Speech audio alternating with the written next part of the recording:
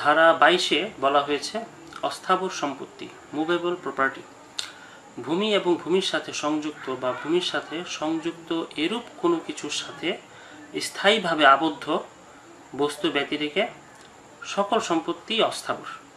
আচ্ছা, এখানে অস্থাবর সম্পত্তির সংজ্ঞা প্রদান করা হয়েছে। এখানে বলা হয়েছে যে ভূমির সাথে যেই বস্তুগুলো স্ট্রংলি আবদ্ধ রয়েছে সেই বস্তু ব্যতীত বাকি সকল বস্তুই হচ্ছে অস্থাবর সম্পত্তি। এখানে আমাদেরকে বুঝতে হবে যে কয়েকটি আইনে এই অস্থাবর সম্পত্তি সম্পর্কে ব্যাখ্যা প্রদান করা হয়েছে। প্রথমেই জেনারেল ক্লজেস অ্যাক্টের বিধান অনুযায়ী অস্থাবর সম্পত্তি তাকেই বলা হয় যে সম্পত্তি স্থাবর নয়।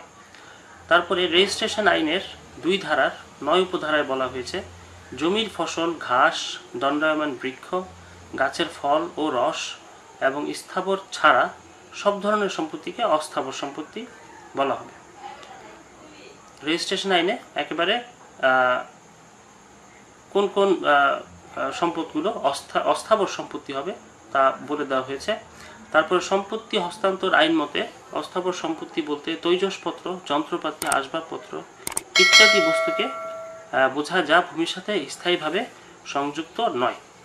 আচ্ছা, এখানে দণ্ডবিধির সংজ্ঞা, তারপরে জেনারেল ক্লজেস অ্যাক্ট, রেজিস্ট্রেশন আইন এবং সম্পত্তি হস্তান্তর আইন, এই আইনগুলোর প্রেক্ষিতে অস্থাবর সম্পত্তির যে সংজ্ঞা এখানে দেওয়া হয়েছে সেখানে একটি বিষয় অত্যন্ত পরিষ্কার, সেটি হচ্ছে যে আমরা অস্থাবর সম্পত্তি বলতে ওই সম্পত্তিকেই আমরা বুঝব যেই সম্পত্তিটি ভূমির সাথে অর্থাৎ জমির সাথে স্ট্রংলি ভাবে আবদ্ধ নাই। অর্থাৎ যেই সম্পত্তিগুলো ভূমির উপর থেকে খুব সহজেই মুভ করানো যায়, স্থানান্তর করা যায়, সেই সম্পত্তিগুলো হচ্ছে অস্থাবর সম্পত্তি। আর যেগুলো মুভ করা যায় না সেগুলো হচ্ছে স্থাবর সম্পত্তি। এখানে জমি অবশ্যই স্থাবর সম্পত্তি, কিন্তু জমির উপর থেকে কেউ যদি মাটি কেটে নিয়ে যায় তাহলে ওই কেটে ফেলা মাটি, সেই মাটি হবে অস্থাবর সম্পত্তি। কিন্তু যতক্ষণ পর্যন্ত মাটি জমিতে রয়েছে, জমিতে লেগে রয়েছে, সেই মাটি সহ জমি হবে স্থাবর সম্পত্তি। এখানে আমি 2টি উদাহরণ নিয়ে আলোচনা করতে চাই। 2টি উদাহরণ দিলে বিষয়টি আপনাদের কাছে পরিষ্কার হবে। প্রথম উদাহরণে বলা হয়েছে যে জমির ফসল, ঘাস, দণ্ডায়মান বৃক্ষ, গাছের ফল ও রস, তৈজসপত্র, যন্ত্রপাতি, আসবাবপত্র অস্থাবর সম্পত্তি। তাহলে এখানে যেই বিষয়গুলোর নাম বলা হয়েছে এগুলো প্রত্যেকটি খেয়াল করে দেখেন যে জমির সাথে স্ট্রংলি আবদ্ধ নাই। এগুলো সবই সহজেই মুভ করানো যায়, সহজে সরিয়ে ফেলানো যায়। সো এগুলো সবগুলি হবে অস্থাবর সম্পত্তি। এখানে দণ্ডায়মান বৃক্ষ যেটি লেখা রয়েছে, আমরা দণ্ডায়মান বৃক্ষ কি জিনিস আমরা সেটা জানি। একটি জমিতে যখন একটি বড় গাছ থাকে, সেই গাছটি খুব স্ট্রংলি জমির সাথে লেগে থাকে, তা সহজে সরানো যায় না, সরানো খুব কঠিন। কিন্তু যত স্ট্রংলি জমির সাথে গাছটি লেগে থাকুক না কেন, গাছটি কেটে ফেলতে আসলে খুব বেশি সময় লাগে না। গাছটি কেটে ফেলার পর তা খুব সহজেই সেখান থেকে সরিয়ে নেওয়া যায়। কাজেই দণ্ডায়মান বৃক্ষ যত বড়ই হোক আর যত শক্তই বা শক্তিশালী হোক, তা হবে অস্থাবর সম্পত্তি। তারপরে উদাহরণ হচ্ছে একটি জমিতে যদি কতগুলো ইট, সিমেন্ট, বালু, রড ইত্যাদি থাকে তাহলে সেগুলো অস্থাবর সম্পত্তি, কিন্তু যদি সেগুলো দিয়ে একটি 3তলা বা 5তলা ভবন তৈরি করা হয় তাহলে ওই ভবনটি স্থাবর সম্পত্তি। আচ্ছা, এই উদাহরণটি খুব মজার। সেটি হচ্ছে যে আমরা সাধারণত একটি ভবন তৈরি করতে গেলে আমাদের সেখানে ইটা লাগবে, বালু, সিমেন্ট, রড, এগুলো সবই লাগবে। এখন যদি দেখা যায় যে একটি জমিতে প্রচুর পরিমাণ ইটা, বালু, সিমেন্ট, রড এগুলো স্তূপ করে রাখা হয়েছে, তাহলে সেক্ষেত্রে এই বস্তুগুলো পরিমাণে যতই হোক না কেন এগুলো ভূমির সাথে সংযুক্ত হয়ে থাকছে না, যে কারণে এগুলো চাইলেই নিয়ে নেওয়া যাবে, সরিয়ে ফেলা যাবে এবং এগুলোকে বলা হবে অস্থাবর সম্পত্তি। কিন্তু যদি এমন হয় যে এই বস্তুগুলো রড, ইটা, বালু, সিমেন্ট এগুলো দিয়ে আমি একতলা ভবন তৈরি করলাম বা 2তলা ভবন, 3তলা, 5তলা ভবন তৈরি করলাম, তাহলে এই যে ভবনটি তৈরি করলাম এই ভবনটি কিন্তু ভূমির সাথে খুব স্ট্রংলি সংযুক্ত রয়েছে এবং চাইলেই সেটি সরানো যাবে না। এই ক্ষেত্রে এই যে ভবনটি, এই ভবনটিকে আমরা বলবো স্থাবর সম্পত্তি। জমি যেরকম স্থাবর সম্পত্তি, ভবনটিও হবে স্থাবর সম্পত্তি। তারপর 23 ধারায় বলা হয়েছে অবৈধ লাভ, রংফুল গেইন, অন্যায় বা অবৈধভাবে কোনো সম্পত্তি হতে লাভ করা যেখানে লাভ হাসিলকৃত ব্যক্তির কোনো আইনানুগ অধিকার নেই তাকে বলে অবৈধ লাভ। আচ্ছা, বিষয়টি কি? বিষয়টি খুব সহজ। একটি উদাহরণ নিয়ে আলোচনা করি, পরিষ্কার হবে। ক ক্ষয়ের নিকট একটি ট্রাক রাখার জন্য দিয়েছে। ট্রাকটির মালিক হচ্ছে ক এবং ক তারই ট্রাকটি রাখতে দিয়েছে ক্ষয়ের কাছে। খ ককে না জানিয়ে উক্ত ট্রাক ভাড়ায় খাটিয়ে টাকা কামাই করেছে। আচ্ছা, তাহলে কি হলো বিষয়টি? খ ট্রাকটি ভাড়া দিয়েছে, সে সুযোগটি কাজে লাগিয়েছে, কিন্তু ককে সে জানায়নি এবং ভাড়ায় খাটিয়ে টাকা সে কামাই করেছে, টাকাটা সে নিজের কাছে রেখেছে।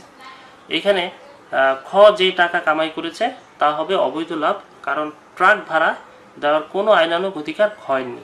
আচ্ছা, বিষয়টি আশা করি বুঝতে পেরেছেন যে ক ক্ষয়ের কাছে যে ট্রাকটি রেখেছে, ক খকে অনুমতি দেয়নি ট্রাকটি ভাড়া দেওয়ার জন্য, তো কয়ের অনুমতি ছাড়াই খ করেছে কি ওই ট্রাকটি ভাড়ায় খাটিয়ে টাকা কামিয়েছে।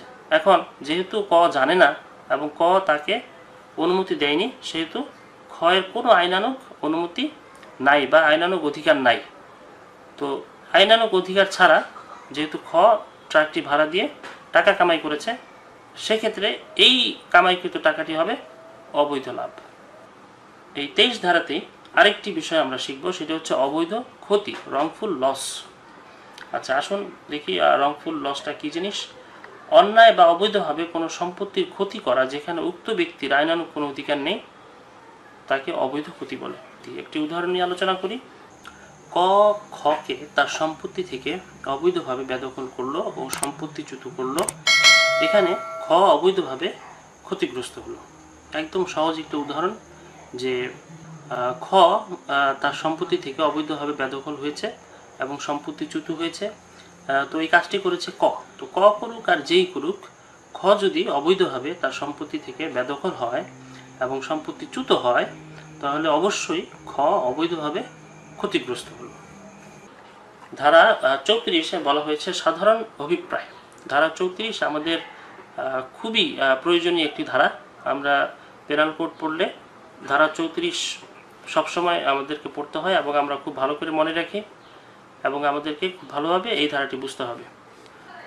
34 ধারায় বলা হয়েছে একই অভিপ্রায় পূরণ করতে দুই বা ততোধিক ব্যক্তি যখন কোনো অপরাধমূলক কাজ করে তখন তাদের প্রত্যেক ব্যক্তি সে অপরাধের জন্য সমানভাবে দায়ী হবে। আচ্ছা, বিষয়টি কি? বিষয়টি হচ্ছে যে প্রথমত ব্যক্তির সংখ্যা হতে হবে কমপক্ষে দুইজন, দুই বা ততোধিক, দুইজন অথবা তার চেয়ে বেশি হতে হবে, কিন্তু একজন হলে হবে না। এই দুই থেকে শুরু, দুই বা ততোধিক ব্যক্তি তাদের উদ্দেশ্য, তাদের ইন্টেনশন, তাদের অভিপ্রায় যদি এক হয় এবং সেই অভিপ্রায়টি পূরণ করার জন্য যদি তারা কোনো অপরাধমূলক কাজ করে, তাহলে ওই কাজের জন্য তারা প্রত্যেকে সমানভাবে দায়ী হবে। একটি উদাহরণ নিয়ে আলোচনা করি, খুব পরিষ্কার হবে। একটি সিএনজি চুরি করতে ক সিএনজি দেখে এসে খকে খবর দিল। খ সিএনজি ড্রাইভারকে আটক করে রাখলো, গ সিএনজির তালা ভাঙলো এবং ঘ সিএনজিটি নিয়ে বিক্রি করে দিল। এখানে পুরো চুরিটি সম্পন্ন হলো, সুতরাং সকলেই সমানভাবে অপরাধী হিসেবে বিবেচিত হবে। আশা করি বুঝতে পেরেছেন। তারপরে আমি একটু বুঝিয়ে দিই যে একটি সিএনজি চুরি করার জন্য চারজন, ক খ গ ঘ, এই চারজন প্ল্যানিং করেছে। প্ল্যানিং করে তারা প্রত্যেকে পুরা অপরাধটির অংশবিশেষ তারা সম্পাদন করেছে। ক সিএনজি এসেছে এটি খবর দিয়েছে, খ ড্রাইভারকে আটক রেখেছে, গ সিএনজি তালা ভেঙেছে এবং ঘ এটি বিক্রি করে দিয়েছে। তো প্রত্যেকে মিলেই একটু একটু করে অপরাধটি করে টোটাল অপরাধটি কমপ্লিট করেছে।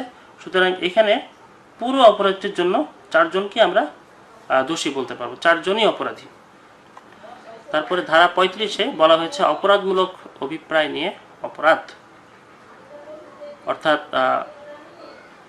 যদি অপরাধ করার উদ্দেশ্য নিয়ে, অপরাধ করার ইন্টেনশন নিয়ে যদি কেউ অপরাধ করে, সেই ব্যাপারে এখানে বলা হয়েছে যে কাজ অপরাধমূলক সেই কাজ কতিপয় ব্যক্তি কর্তৃক সম্পাদিত হলে অনুরূপ অপরাধ জ্ঞানে বা অপরাধমূলক উদ্দেশ্য নিয়ে সম্পাদিত হয়, উক্ত অংশগ্রহণকারী ব্যক্তিদের মধ্যে যে কোনো একজন অপরাধটি সংঘটিত করলে তাদের প্রত্যেকেই সমানভাবে অপরাধী বলে গণ্য হবে। আচ্ছা, এখানে আমরা একটু আগে 34 ধারায় পড়ে আসলাম যে একটি অপরাধ সকলে মিলে একটু একটু করে করেছে এবং প্রত্যেকে দায়ী হয়েছে। আর 35 ধারায় হচ্ছে যে একটি অপরাধ করার জন্য 2 বা ততোধিক ব্যক্তি প্ল্যানিং করেছে। ধরি 5 জন মিলে প্ল্যানিং করেছে, 5 জন মিলে একটি জায়গায় জড়ো হয়েছে যে অপরাধটি তারা করবে, কিন্তু দেখা গেল যে সেখান থেকে 2 জন চলে গিয়েছে, 3 জন অপরাধটি করেছে। তো যদিও অপরাধটি 3 জনও করেছে, কিন্তু 5 জন অপরাধের জন্য উদ্দেশ্য প্রণীত ছিল এবং এই অপরাধের জন্য 5 জনকে আমরা সমানভাবে দায়ী করব। একটি উদাহরণ নিয়ে আলোচনা করি, পরিষ্কার হবে। 3 জনে একটি হত্যার উদ্দেশ্যে এক জায়গায় জমায়েত হলে একজন অন্যত্র চলে যায়। আচ্ছা, অর্থাৎ 3 জন মিলে প্ল্যানিং করেছে, তাদের উদ্দেশ্য হচ্ছে একটি হত্যাকাণ্ড সংগঠিত করা। তো হত্যাকাণ্ড করার জন্য 3 জন একটি জায়গায় জড়ো হয়েছে।